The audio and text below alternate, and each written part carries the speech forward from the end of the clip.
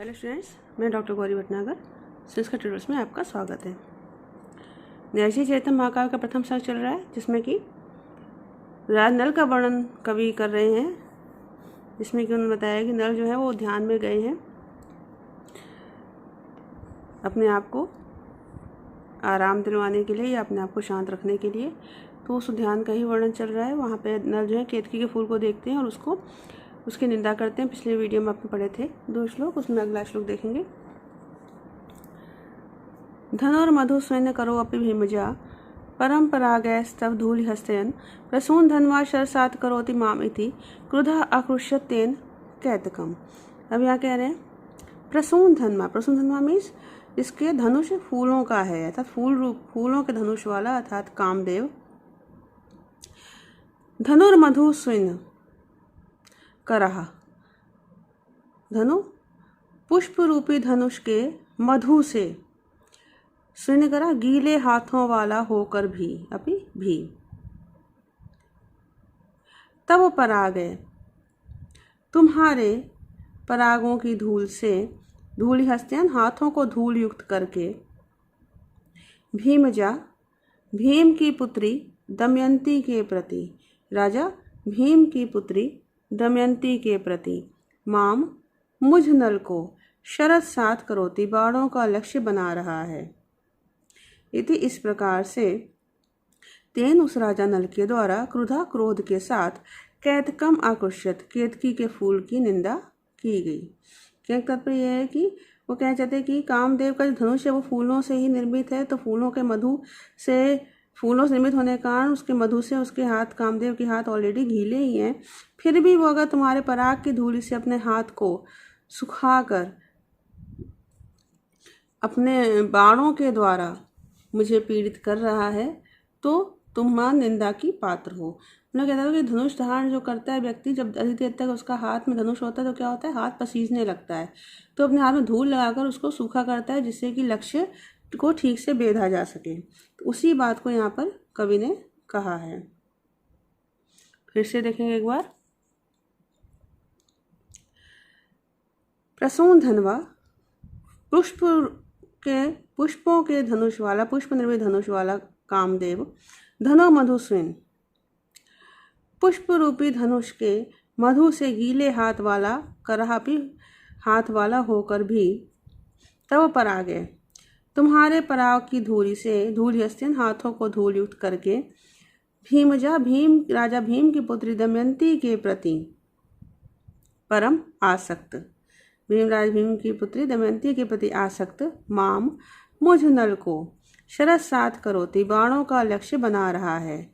इति इस प्रकार से तेन उस राजा नल के द्वारा क्रुधा कैतकम आकृष्यत क्रोध के साथ केतकी के फूल की निंदा की गई।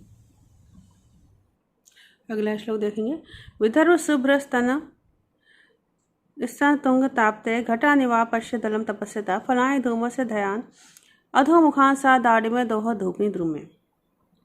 अब यहाँ पे कह रहे हैं राजा ने तपस्यारत नार के वृक्ष को देखा, उसको देखेंगे। उस राजा नल ने दोहद धूपनी दोहद और धूप से युक्त। दोहद क्या होता है? दोहद होता है कि अनार के वृक्ष जो उनको दोहद क्रिया से सींचा जाता है।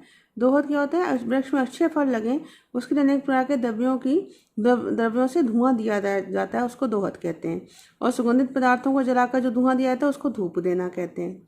तो यहाँ पर कवि ने कहा है कि उस राजा ने दोहद और धूप से युक्त दाढ़ी में द्रुमे अनार के वृक्ष पर विदर्भ शुभ्र स्तन तुंग ताप्ते, विदर्भ देश की सुंदरी दमयंती के वक्ष स्थल की ऊंचाई को प्राप्त करने के लिए अलम तपस्या अत्यधिक तपस्या करते हुए, धूम से ध्यान धुएं का पान करने वाले, अधोमुखान नीचे की ओर मुख वाले, घटान इव घड़ों के समान, फलानी फलों को, किसको? अनार के फलों को अपश्यत देखा। दमयंती के वक्षस्थल के समान विशाल आकार प्राप्त करने के लिए जो अनार के फल हैं घटाकार हैं, वो भी उसी विशालता को प्राप्त करना चाहते थे। अतः वे उस अनार के वृक्ष पर नीचे मुख करके लटकते ऐसे प्रतीत हो रहे थे, मानव अधोमुख होकर अत्यधिक कठिन तपस्या कर रहे हैं। फिर से देखेंगे, सहा उस राजा नल ने दोहद धूपनी, दोहद और धूप से युक्त दाढ़ी में अनार के वृक्ष पर विदर्भ शुभ्र स्तन तुंग तापते, विदर्भ देश की सुंदरी दमयंती के वक्ष स्थल की ऊंचाई को तुंग में ऊंचाई को तापते प्राप्त करने के लिए अलम तपस्या अत्यधिक तपस्या करते हुए धूम से ध्यान धुएं का पान करने वाले अधोमुखान नीचे मुख वाले घटानिव घड़ों के समान फलानी अपश्यत अनार के फलों को देखा। उत्प्रेक्षा अलंकार है यहाँ पर।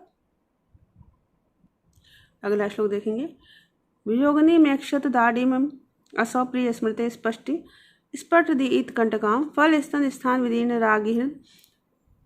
रागहिद चक्षुष काश्यम स्मर किंशुका शुगाम। मैं कहते हैं उस अनार के पेड़ को राजा ने वियोगनी के समान देखा। कैसे देखा? असौ उस राजा नल ने प्रिय स्मृति, प्रिय के कारण, प्रिय की स्मृति के कारण स्पष्ट रूप से उदित कंटकाम निकले हुए कांटों से युक्त, स्पष्ट रूप से निकले हुए कांटों से युक्त और फल स्तन स्थान विदीर्ण रागी हृद विशेष शुकास्य स्मर किंशुका शुकाम। और फल स्थान वक्ष स्थल के समान फलों के स्थान मध्य भाग में विदीर्ण फटे हुए और हृदय अंदर के रागी लाल भाग में विष प्रवेश करते हुए शुक से शुक मुख, शुक तोते के शुक के मुख के समान शुक मुख रूप स्मर किंशुक आशुगाम कामदेव के किंशुक पलाश फूल रूपी आशुगाम बाणों से युक्त, पलाश फूल रूपी बाणों से युक्त दाढ़ी में अनार के वृक्ष को वियोगिनीम एकशत विरहिणी के समान देखा।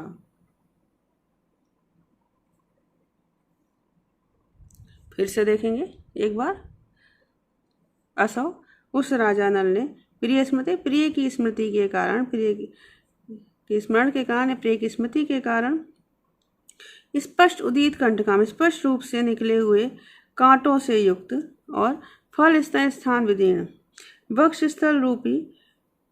वक्ष स्थल के समान फलों के मध्य भाग में फटे हुए और हृदय अंदर के लाल भाग में प्रवेश करते हुए शुका से शुक मुख रूप स्मर किंशुक आशुगाम कामदेव के पलाश फूल के बाणों से युक्त दाढ़िम अनार के फल को वियोगनीम एकशत वियोगिनी विरहिणी के समान देखा। अगला श्लोक देखेंगे, स्मरा चंद्रेशु निभय कृषि साम स्फुटे पलाशे अधुजुषाम पलाशनाथ सावरंताम आलोकत खंडम अन्वितम वियोगी हृत खंडनी काल खंडजम। हम यह कहते हैं कि राजा नल ने अर्धचंद्राकार बाण के समान पलाश के फूल को पर लगे डंठल को यकृत के टुकड़े के समान देखा। तो देखेंगे, उस राजा नल ने स्मर अर्धचंद्रेशु निभे कामदेव के अर्धचंद्राकार बाण के समान वियोगी हृत खंडनी वियोगियों के हृदय को टुकड़े टुकड़े कर देने वाले कृषि असाम अत्यधिक दुर्बल और अध्वजुषाम इस पथिकों का माँ के पथिक रूपी वियोगी पथिकों का पलाशनाथ मांस खाने के कारण इस विषय स्पष्ट रूप से पलाश पुष्प में अन्वितम युक्त पलाश पुष्प में लगे हुए पलाश पुष्प से युक्त वृंतम डंठल को काल खंडजम यकृत के टुकड़े के समान यकृत के टुकड़े के रूप में आलोकत देखा। तात्पर्य है जो पलाश का फूल है, ढाक का फूल, पलाश कहते हैं ढाक को, ढाक का फूल उसकी पंखुड़ियाँ लाल रंग की होती हैं और उनका पिछला जो डंठल होता है वो काला होता है। तो कवि ने कल्पना की है मानो वियोगी पथिकों का मांस खाने के कारण उसका पलाश नाम सार्थक है। पलाश मीन्स पल मीन्स मांस, अश मीन्स खाना, मांस का भक्षण करने वाला। और काले रंग का जो डंठल है उसका, उसके रूप में पथिकों के जिगर के टुकड़े मीन्स यकृत का टुकड़ा उससे युक्त हो गया है, मिल गया है। तो इस प्रकार से अर्धचंद्राकार बाण के समान जो पलाश के फूल हैं उसके साथ संलग्न डंठल को राजा नल ने यकृत के टुकड़े के रूप में देखा है। रूपक अलंकार है यहाँ पर, इसको फिर से एक बार देखेंगे। सा उस राजा नल ने स्मर अर्धचंद्रेशु निभे, कामदेव के अर्धचंद्राकार बाण के समान वियोगी हृत खंडनी, वियोगियों के हृदय को टुकड़े टुकड़े कर देने वाले, कृषियसाम अत्यधिक दुर्बल, अद्भुतशाम वियोगी पथिकों का पलाशनाथ मांस खाने के कारण स्पष्ट रूप से पलाश पुष्प में अर्थात पलाश नामक सार्थक नाम वाले पुष्प में अन्वितम लगे हुए वरंतम डंठल को कालखंडजम आलोकत यकृत के टुकड़े के रूप में, जिगर के टुकड़े के रूप में आलोकत देखा। अगला श्लोक देखेंगे। नमा लता गंधवहन चुंबिता करम्बित अंगी मकरंद शीघ्रे दृशा नृपेण स्मित शोभि कुडमला दरादराभ्याम दर कमनिनी पपय। अब यहाँ कहते हैं गंधवहन, गंधवह में वायु जो कि सुगंध को या किसी भी गंध को लेके आती बहन करती, तो इसलिए गंधवह कहते हैं उसको, वायु के लिए कहा है। तो गंधवहन वायु के द्वारा चुंबिता स्पर्श की गई मकरंद शीघ्रे फूलों के पुष्प रस के, मकरंद मीन्स पुष्प फूलों का रस, तो पुष्प रस के कणों से करम्बित अंगी युक्त अंगों वाली, मिश्रित अंगों वाली, स्मित शोभि कुडमला विकसित होने के कारण सुशोभित कलियों से युक्त, शोभायमान कलियों से युक्त, दर कमनिनी मंद गति से हिलने वाली, क्यों? वायु के स्पर्श से मंद गति से हिलने वाली, नवालता नवीन लता को नृपेण राजा नल के द्वारा, दरादराभ्याम दर मीन्स भय और दराभ्याम आदर के साथ, भय और आदर पूर्वक, दृशा नेत्रों से पपय पान किया गया अर्थात एकाग्र भाव से देखा गया। फिर से देखेंगे इसको। यहाँ पर लता संबंधी विशेषण है, समानता के आधार पर अब प्रस्तुत नायिका की प्रतीति हो रही है, तो समासोक्ति अलंकार है यहाँ पर। फिर से देखेंगे। गंधवहन वायु के द्वारा चुंबिता स्पर्श की गई मकरंद शीघ्र पुष्प रस के कणों से, पुष्प रस की बूंदों से करम्बित अंगी मिश्रित अंग वाली, स्मित शोभि कुंडमला विकसित होने के कारण सुशोभित कलियों से युक्त,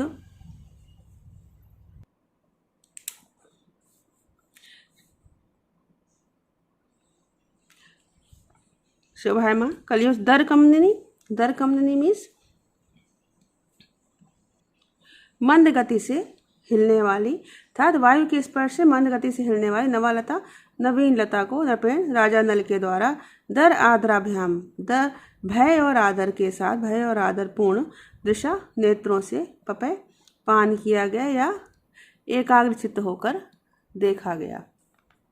अगला श्लोक देखेंगे। विचिन्वती पंथ पतंग हिंसनय अपुण्य कर्माण्य लिख जल छलात विलोकयत चंप कोरकावली सा शंबरारे बलि दीपिका एव।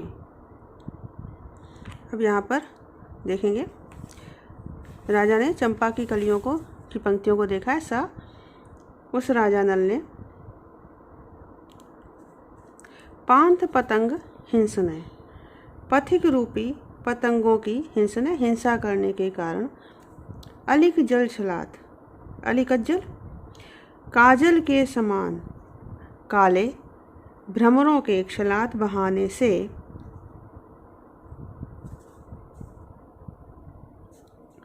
अपुण्य कर्माणी पाप कर्मों का विचिन्वती संचय करने वाली शंबरारे कामदेव की बलि दीपिकाएं पूजा दीपक के समान, पूजा दीपक की तरह चंपक कोरकावली चंपा की कलियों की अवली पंक्तियों को विलोकित देखा। कहने का तात्पर्य है कि कवि कहना चाहते हैं कि चंपा की कलियां कामोदीपक होती हैं, उन्हें देखकर विरही पथिक जो हैं वैसे ही मर जाते हैं जैसे कि दीपक की लौ पर पतंगे मर जाते हैं। तो पथिकों के मरने का जो पाप या अपयश है उस चंपा की कलियों को मिल रहा था, वही अपयश जो है चंपा के फूलों के ऊपर बैठे भ्रमरों के रूप में काला दिखाई दे रहा है। उनके अपयश का रंग काला माना गया है। ऐसे चंपा के फूलों को राजा ने कामदेव के लिए की गई पूजा के दीपक की लौ के समान देखा, क्योंकि दीपक की लौ पीले रंग की लौ की तरह चंपा की कलियां भी पीली ही होती हैं।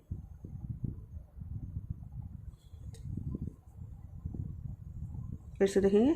सा उस राजा नल ने पांथ पतंग हिंसने अली कज्जर खिलात। पथिक रूपी पतंगों की हिंसा करने के कारण काजल के समान काले भौरों के बहाने से अपुण्य कर्माणि विचिन्वंती, पाप कर्मों का संचय करने वाली शंबरार्य बलिदीपिकाएं कामदेव की पूजा के दीपकों के समान चंपक कोरकावली विलोकित, चंपा की कलियों की पंक्तियों को विलोकित देखा। यहाँ लिखा सिलाद में रूपक अलंकार है और शंबरार्य बलिदीपिकाएं में उपमा अलंकार है। अगला श्लोक देखेंगे। अमन्यतासो कुसुमेषु गर्भजम परागमंधकर्णम वियोगिनाम स्मरण मुक्तेषु पुरा पुरार्य तदंग भस्मेव शरेषु संगतम। यहाँ पे कहा नल ने फूलों के पराग को शिव जी के शरीर पर लगी भस्म के समान समझा।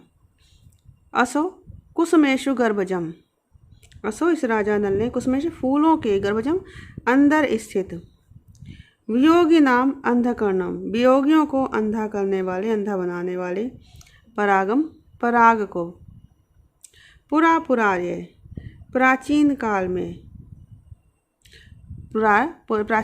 में स्मरण कामदेव के द्वारा पुरार्य शिव जी पर मुक्तेषु छोड़े गए शरेषु संगतम, बाणों में लगी हुई तदंग भस्ममेव अमन्यत, उनके शिव जी के शरीर की भस्म के समान माना। मतलब भस्म या धूल जब आँख में गिरती है तो क्या होता है, प्राणियों को अंधा बना देती है। और फूलों का पराग जो है वो देखकर विधेयी व्यक्ति काम पीड़ित होकर अंधे अर्थात विवेक शून्य हो जाते हैं। इस बात को कवि ने कहा है यहाँ पर।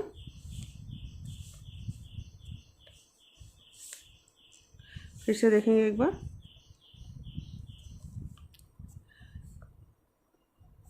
असो इस राजा नल ने कुसुमेषु गर्भजम, फूलों के अंदर स्थित वियोगी नाम अंधकर्णम और वियोगियों को अंधा बनाने वाले परागम पराग को पुरा स्मरण पुरार्य मुक्तेषु, पूरा प्राचीन काल में पूर्व समय में कामदेव के द्वारा भगवान शिव पर मुक्तेषु छोड़े गए शरेषु संगतम, बाणों में लगी हुई तदंग भस्म शिव जी के शरीर की भस्म के समान अमन्यत माना। मतलब कहने का तात्पर्य ये है कि इस प्रकार से शिव जी के ऊपर कामदेव ने बाण छोड़ा था तो माना ऐसा लगता है कि वो उस बाण में जो शिव जी के शरीर की भस्म लग गई हो, ऐसा उस फूलों के पराग को राजा नल ने समझा। यह तद अंग भस्म में उत्प्रेक्षा अलंकार है, क्योंकि फूलों के पराग में शिव जी के शरीर पर लगी भस्म की संभावना प्रकट की गई है। तो इस वीडियो में इतना ही। साथ बने रहने के लिए धन्यवाद।